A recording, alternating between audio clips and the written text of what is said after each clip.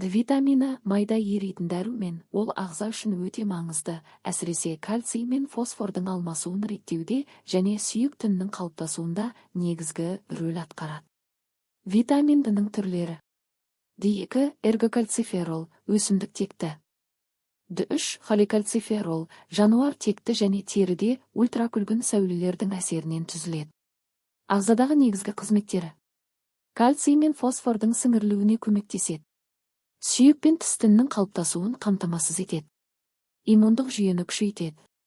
Бұлшықет қызметін жақсартады. Қабынуға қарсы әсері бар. Витамин жетіспеушілігі. Себептері. Күн сәулесінің аз түсуі.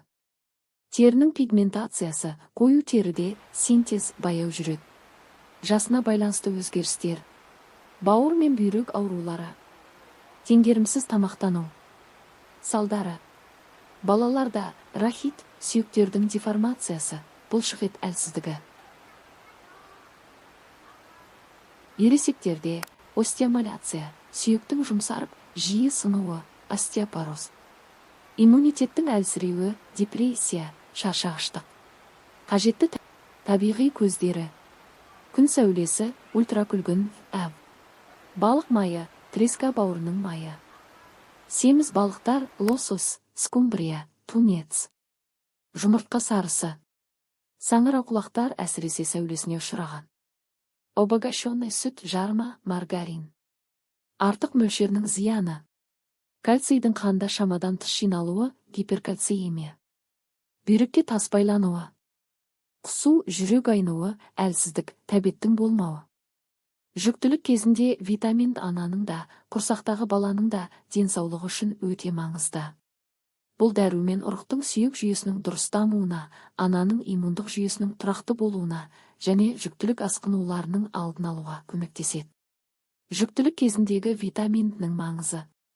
1. Ұрықтың сүйек және тіс тінінің қалыптасуы. 2. Иммунитетті нығайту, жүктілік кезінде инфекцияларға қарсы тұруды күшейтеді. 3. Гестациялық қант диабетінің, преэклампсияның, қан қысымының көтерілуі алдын алады. 4. Ананың сүйектерін сақтайды. Балаға кальций көп керек болғандықтан ананың сүйектерінен кетіп қалмау үшін витаминді қажет. 5. Туу салмағы төмен нәрестелердің алдын алу. Қажетті тәуліктік доза.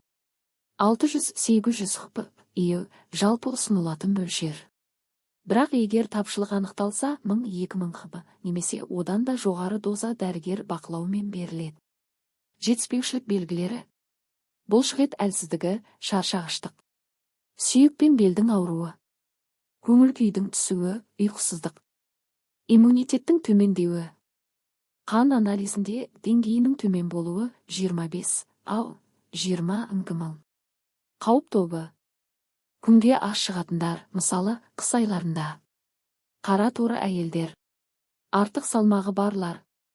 Вегетариан немесе веган диетадағылар. Бүйрек, бауыр, ішек аурулары барлар. Қайдан алуға болады?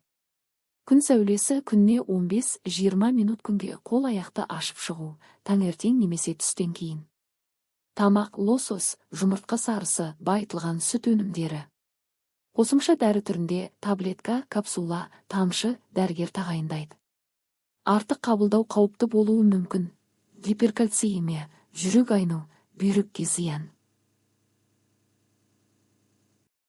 Сондықтан қан талдауы арқылы витамин деңгейін тексеріп, дәрігер кеңесімен қабылдау маңызды.